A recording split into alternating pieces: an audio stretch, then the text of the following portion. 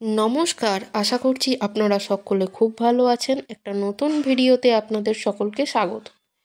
যতই তুমি western dress পরো, কিন্তু শাড়ি পরলে আলাদা একটা মায়া কাজ করে। আর এই মায়া দ্বিগুণভাবে কাজ করে বাঙালি মেয়েদের। কেন জানি না, মনে হলো শাড়ি জিনিসটাই বাঙালি মেয়েদের জন্য বানানো হয়েছে। বাঙালিদের যে কোনো মেয়ে একটা যদি শাড়ি পরে, তার সাথে কপালে কালো টিপ, চোখের নিচে হালকা কাজল, ঝুমকো একটা, কানের দুল আর খোলা চুল, হাতে কাঁচের চুড়ি থাকলেও খারাপ লাগে না। মেয়েদের এই রকম একটা সাজ যে কোনো ড্রেসকে হার মানায়।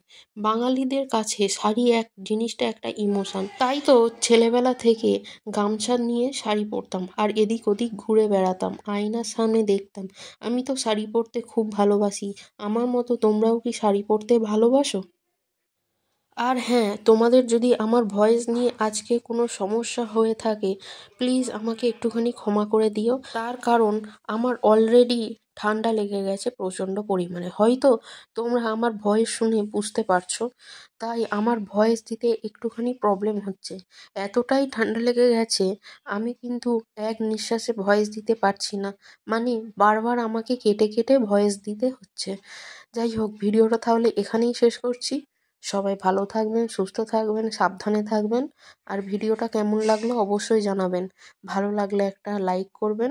কথা হবে খুব শীঘ্রই পরের একটা ভিডিওতে।